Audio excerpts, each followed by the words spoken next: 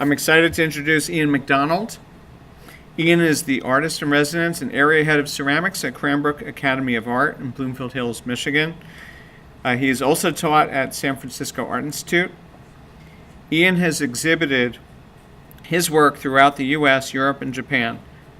He's exhibited at Play Mountain and Curator's Cube in Tokyo, Yerba Buena Center for the Arts, Rena Branson Gallery in San Francisco, New White Gallery at UCLA, Patrick Parish Gallery in New York, New Vide Gallery in Holland, Schopenholm Exhibition Hall in Denmark, the Museum of Denmark. Ian was awarded the Premio Faenza Award from the Museo Internazionale della Ceramica in Faenza, Italy. His work has appeared in Art Forum, Metropolis Magazine, Ceramics Monthly, Wallpaper, Dwell, and the New York Times. Please welcome Ian McDonald.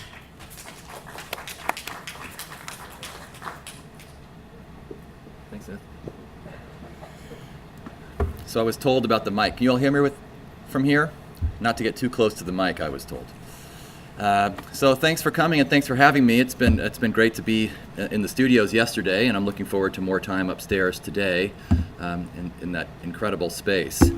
So what I'm going to do today, I'm just going to talk mostly about work from about 10 years in time versus going into my deep history. If you want to know about that stuff, you can talk to me later.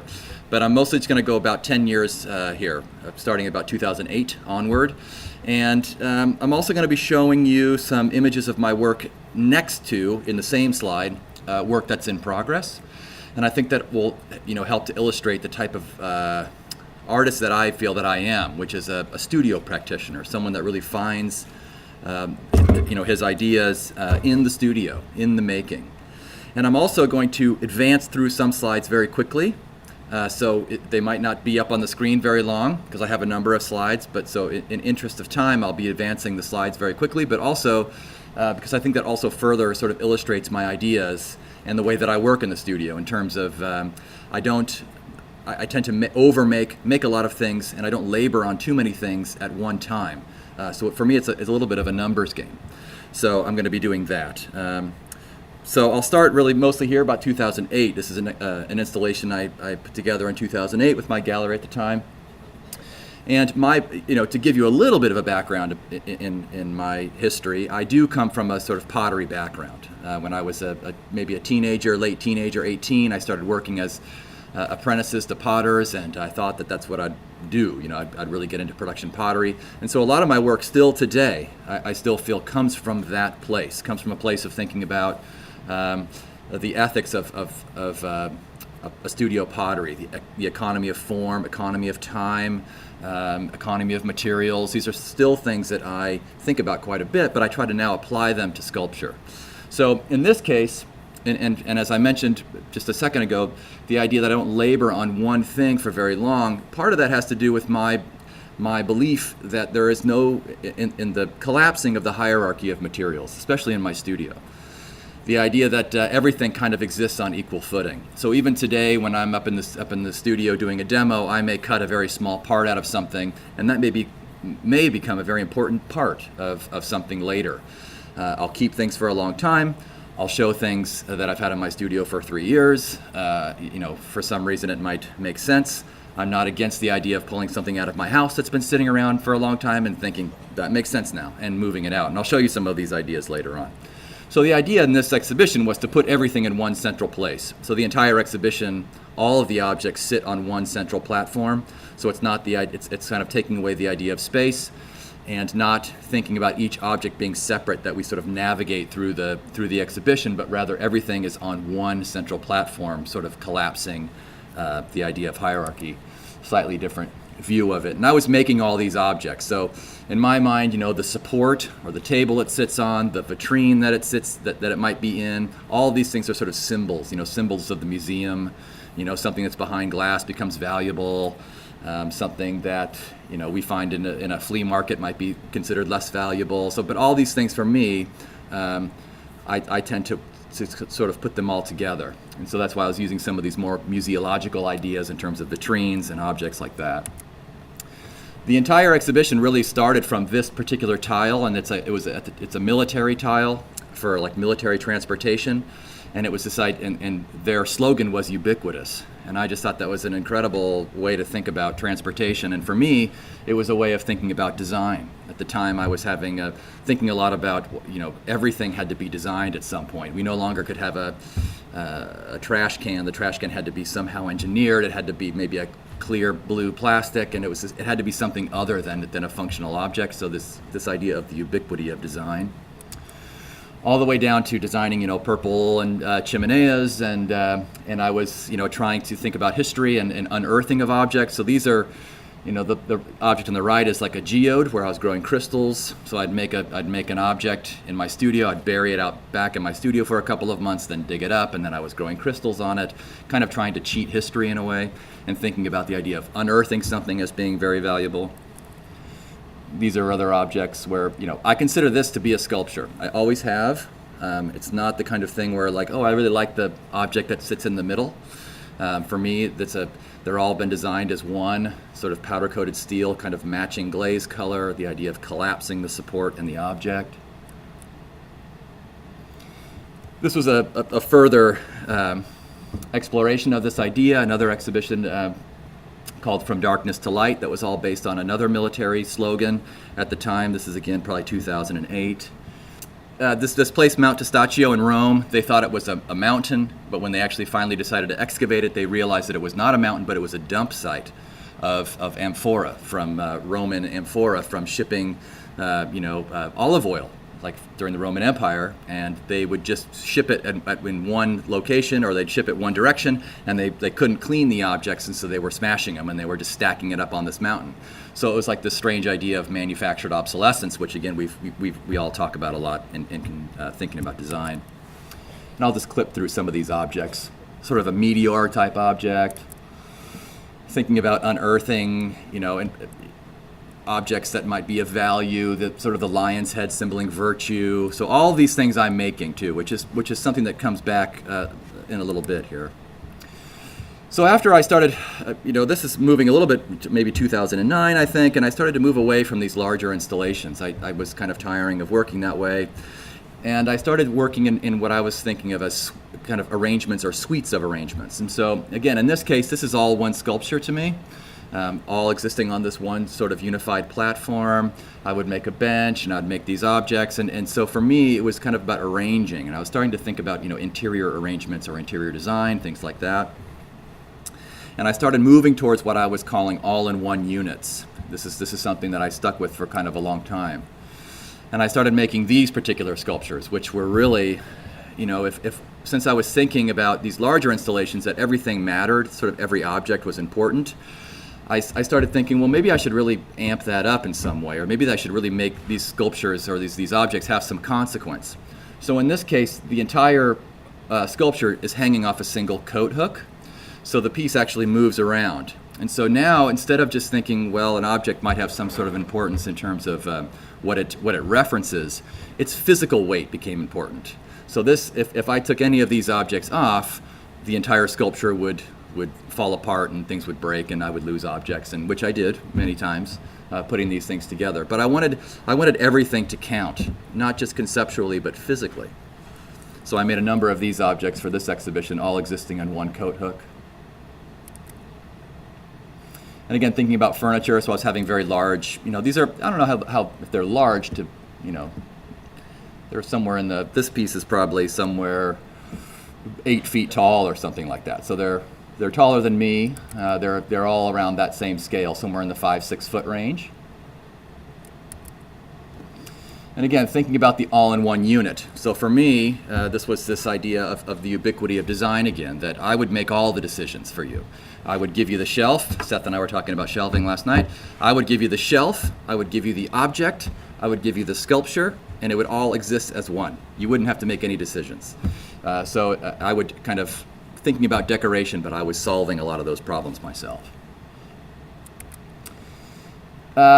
And as you can see, as I'm moving forward, I guess something I should bring up is that you can see there's always some aspect of pottery in there. It's still something, and now it's really become strong. The last exhibitions that I've been working on are really centered around pottery. but you can see that I'm always working with the the pottery form in a certain way. So thinking about parts, and now I think about myself as a real parts person, always making many parts. I started again trying to distill it down even further into singular objects versus always relying on so many other things to create a sculpture. So I started working on these vessels that are built of many parts, and also in collaboration with other artists. I still quite like the image on the right is one of my favorite images. Just how the two objects work together was very important to me. So working with other artists in different disciplines, the placement becomes very important. And in some cases, I like the idea that they actually might somehow be one. So this is an exhibition in 2013, was kind of a big turning point for me, and I called it Parts and Pottery, and I feel like since 2013 I could just call everything Parts and Pottery, but I have to come up with some other name. But that it became very important to me to thinking about parts and small objects and building those things into pottery forms. But I still was thinking about the all-in-one unit, so I was getting a little more, maybe more precise, but still thinking about how all these objects might exist together. And again, this is one object, one sculpture. It's not something that I want to be taken apart. Let's see. Different versions of this. So again, I'm designing these shelves. I'm either having some parts fabricated or I'm making them all myself.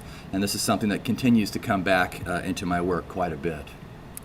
And these two, in my mind, are pottery forms. So they might be slightly different, and the object on the right is more of an extruded form, and this is something that I've been thinking about more and more, which has to do with profile, thinking about objects in profile.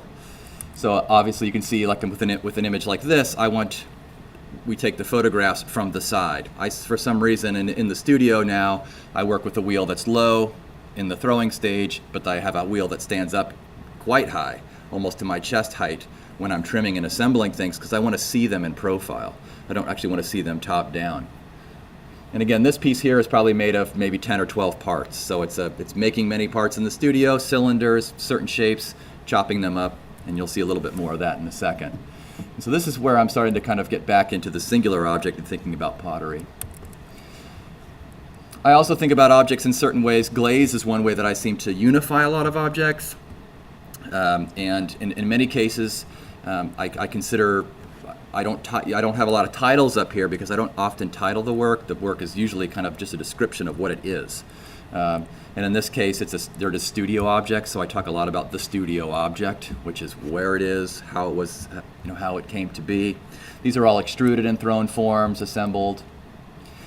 And I guess this is a good example of the type of glazing that I've been doing for a long time. I don't know how technical you want me to be about it all, but I fire to a very high temperature, and because for me that goes back to my early training as a functional potter. So that in itself, actually, we just heard the idea that the medium is the message. In my case, the temperature is the message, but the idea that there's a certain look that comes with this particular type of clay, certain type of glaze that I'm very interested in.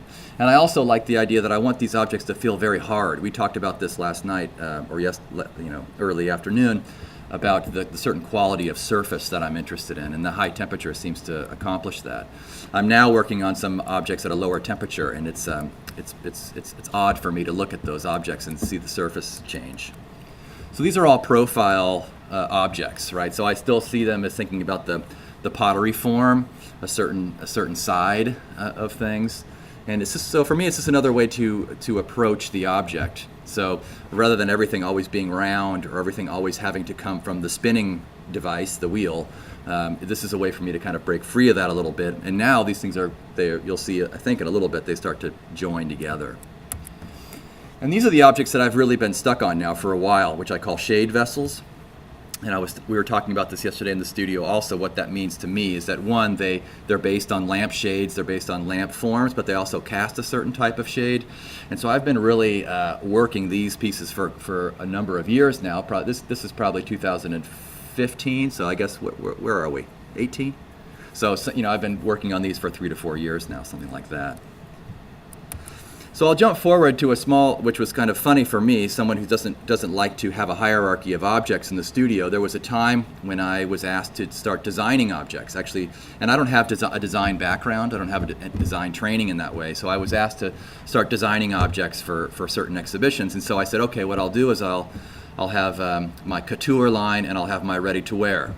And so this was going to be my ready-to-wear, which was going to be my my studio line, and I would produce an X amount of these over the year, and I would give them to different exhibitions or shops or whatever I was doing. But what happened to me is I found that my belief in the non-hierarchy became quite true, and that I fussed over these equally. And so I couldn't produce them any quicker, and I didn't have a mechanism for making them fast, and so I couldn't produce as many as I thought I could. These are made from 2 different clay bodies, so I'm firing them and assembling them later and glazing them, and I was like, I'm just spending just equal amount of time on these. So I spent a while making this particular line of object, and it kind of consumed me for almost a year, and I realized that I wasn't really cut out for that particular working methodology. And thinking of design, going a little bit forward now, I'm designing some tableware products for a company in Japan, and they're being produced in southern Japan in Kagoshima. And so for me, again, going back to thinking about just profile. So for me, the idea that the handle actually continues down. I mean, how do you reinvent the cup is what I was always thinking. Like, how many are we going to make? But the idea that the handle continues all the way down through a straight line to the foot was very important. I was like hung up on this for a long time. And so we've been working on this project for some time, and I've been getting these sort of some results back. And I just last night or the night before last got some new results back through Image that I think are much better, and I didn't have time to get them into the slideshow, so we'll see where that goes. This was a show called Combinations at the Curator's Cube in Tokyo in 2015. Good. This was an interesting time for me in that you can see the way that I started to work out ideas.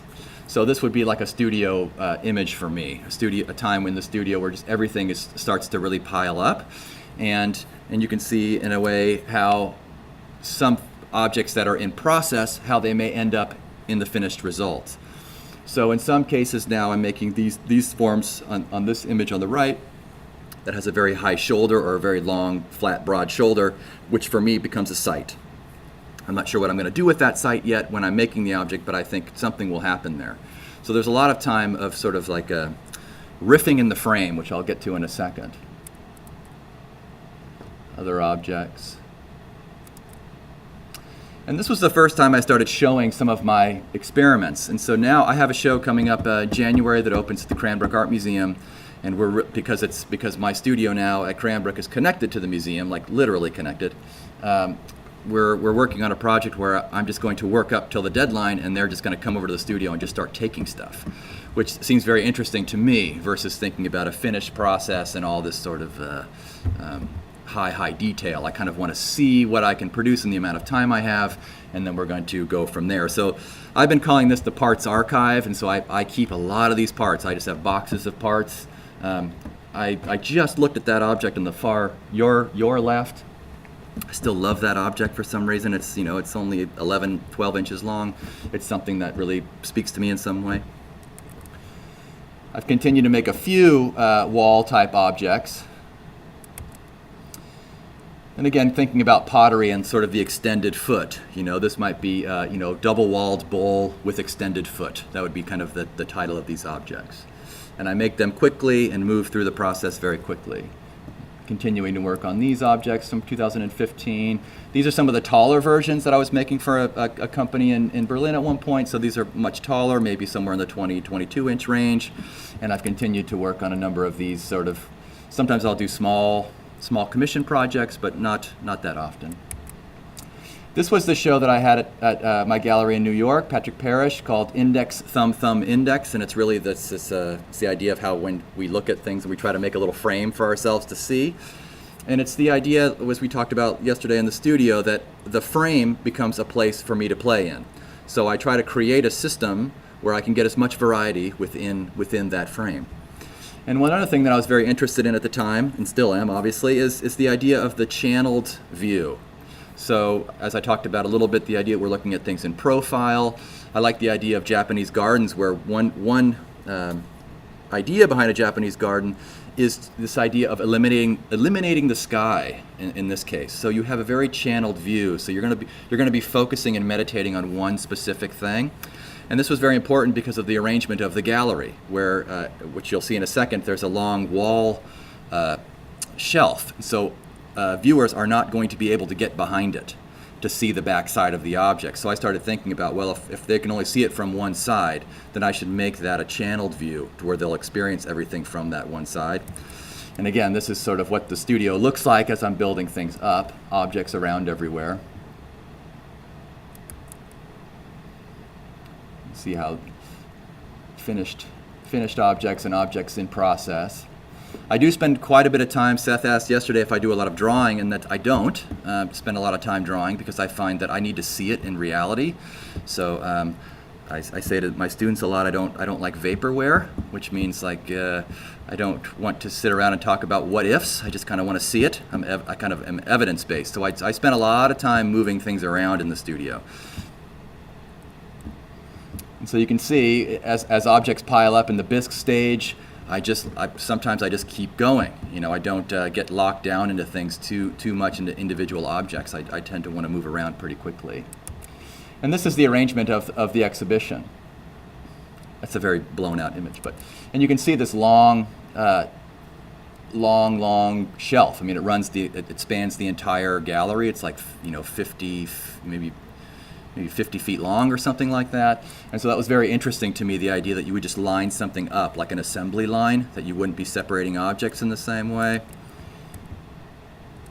And this piece, which is, they were just showing it up in the on the board up there, or the screen, this was one of the objects that I really wanted to have a channeled view. There really is no back side to it, so it's got a flat side. So in this case, thinking again about the site, thinking again about my desire to give you all of the solutions. A lot of this show came from the idea of breakfast in bed. I like the idea of breakfast in bed because someone brings you this tray and it has everything you need in this space. So I love the idea of thinking about the tray. And so recently I have been fascinated by just the idea of a tray.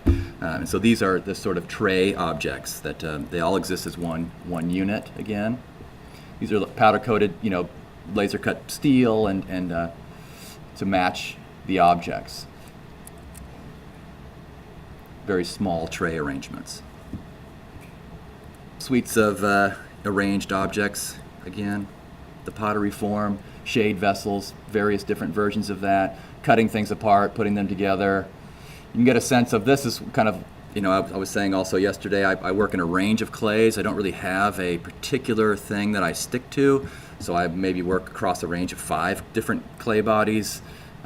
And depends on the kind of look that I want. In this case, I wanted that very sort of my upbringing in California around this particular type of stoneware is what I think of as a very certain look. And so I really wanted that within a very tight object. So something else I think about quite a bit is that as you get better or at making something, you can make something as tight as you want it to be. But I'm very aware that I don't want to make a sink.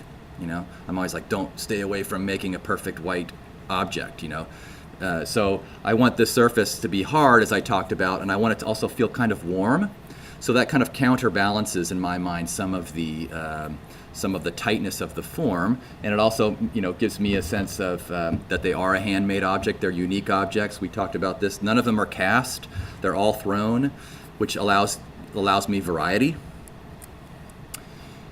These are some objects that I started combining extruded forms with the thrown forms. So the outer ridge is an extruded sort of extruded shape that gets added to the object later. These were much taller versions, probably the tallest versions I had made for Design Miami. Must have been last year, 2 years ago actually now. This is what they look like, and you can see underneath kind of how they're created. So there's an object that's been made underneath to keep the top true or to keep it as flat as possible, and this is something I've worked on quite a bit. And so this is what the studio might look like in the wet stage, in the early stage of just throwing things. So again, thinking about riffing within the frame, the idea that I'm going to go into the studio, I'm going to make as many objects as possible, and then I'm going to react to those things later. I do make measurements, of course, for things to fit. So sometimes I'm going to say that I'm going to make as many objects that are going to be at a certain size, and I don't know how they're going to fit together later. Sometimes they're a little more planned out. But again, this sort of allows for a certain type of spontaneity and variety within a kind of a tight form. You can see as they start to get assembled in my old studio. And a lot of testing. So I spent a lot of time testing all the time. It's an important aspect for me to find certain glazes. One thing we talked about yesterday too a little bit upstairs is that I'm not a fan of test tiles. I don't like looking at things at 1 inch by 1 inch. So I usually take objects that I've made and try them out in reality. So I don't spend a lot of time testing on the small scale. I test them on the real form. As much as possible to see how that's going to work out. And you can see I make a lot of objects that have these openings in them now on the far right, and so I'm using cardboard as a way to kind of hold the shape together for me as long as I can, and I'll show you some of those ideas in a second. Spending time with color and different material is kind of important. I'm always asking myself, why am I using this material in ceramic in particular? What does it do that some other materials can't do? What is its reason for existing? Which again is another reason for me to use the wheel thrown form and not be casting. I'm very interested in the material itself. These are some objects that I've started to do that have started to combine multiple or at least a couple different materials. So you can see the dark blue parts here are steel parts. So I started spending time, this is a couple years ago now, going into steel yards and getting all of their scraps together. And in many ways, the parts that are cut off of in the steel yard are equally as interesting to me as the parts that are cut off from my own process. So I may go in and I just buy steel by the pound, and just go in there and find something. And that's a nice shape. I'll take that. And then doing some powder coating on that. And these are kind of objects, again, very flat, double-walled tops, where I know there's going to be a site, and then maybe I'm dealing with going back through my steel collection and then pulling something out that makes sense. Creating a ledge on this larger bowl that sits, there's a sharp outer bottom ledge where I know that's going to be a site for me. In this case, it was kind of a strip that bent around it. And I've been calling these the low works, because they're very, very low to the ground. Sometimes they're just hovering off the surface, by a half an inch, sometimes a quarter of an inch. These are kind of in the 18-inch round sort of thing. I'm making some larger ones now, but to keep them tight at this high temperature, which is why I'm dropping in temperature a little bit, is very challenging for me. This piece you can see has, for me, I consider it still to be a vessel. Whereas the inner ring that hangs around there is the site, is the place where is the inner part of the vessel, and then this particular bent piece of steel then is formed to slide down into that slot. And in a way that becomes kind of a stage in the center. So I don't know what I'll put there. A rock maybe? Again, this is a piece that has what I call a floating cap. So that it's kind of hard to see, but that outer ring is hollow, so the cap floats in the center. So for me, this is the vessel stage, or the vessel area, the outer ring part of it. And then back to this idea of the tray again. You can see that I started thinking about there's these plates and low objects have cuts out of them where the steel part slides in to create a kind of a half tray, half plate. And these are just rusted steel that I leave outside my studio or soak in buckets and then see if I like them and take them out from there. This was the show that I just opened in Tokyo in May, and it was called Studio Pottery. And so for me, again, this was a very critical title. It wasn't what that represented to me as a studio potter is someone that's designing an object, but also someone who is the producer. So it's different from design, it's different from sculpture. Studio pottery was a very critical term for me. And again, working through some of these tray ideas as a functional object and thinking about the vessel again. And this was again one of those tables that I made of all my other cast-offs and cut-offs. So, in the studio maybe today for the demo, what I might do is set up a situation where I make 5 or 6 objects, and the goal is how many pieces can I make from that. So to save everything and to maybe see out of 5 objects, I can come up with 10 pieces or something like that. It's kind of a conceptual end around. And this is what the exhibition looks like, all of these low objects.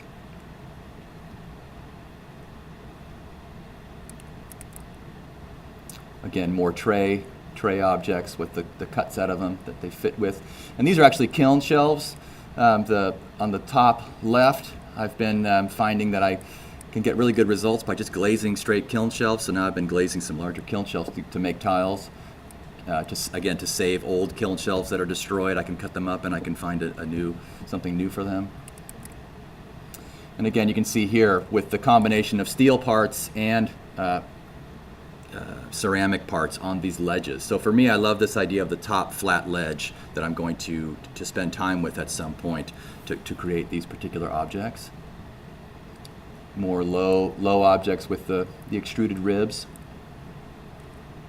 All of these were part of the studio pottery exhibition. And these are probably in the 12-inch scale, but they're 6 inches tall. I mean, they're quite low and round. You can see the type of glazing that I'm getting. A lot of my glazing now could be maybe 3 or 4 glazes layered, a lot of light layers to create a certain warm surface. I'm not against firing things over and over again and carrying them through until I'm satisfied. So this is my studio as I left it just the other day. It's kind of a mess, but for me, this is what I'm thinking now.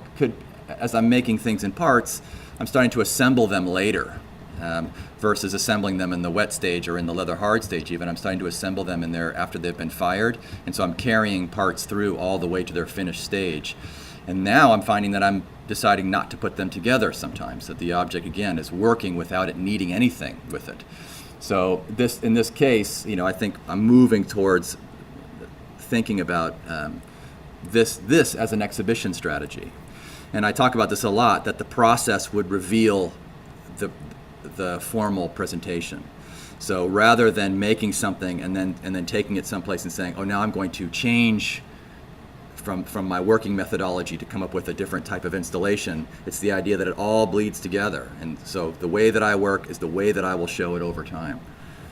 It's become quite an interesting way for me to think about things. Here's another version I just finished of these found steel parts. And I just put this in because I got these out the other day. These are these large kiln shelves. They're 24 by 24 inch kiln shelves that I'm just glazing and just letting it go. And I've got some pretty good results out of it, actually. As every ceramic instructor knows, glazed drips stick. So why not just glaze the whole thing? It totally works. So that's my talk for you all. Questions are fine.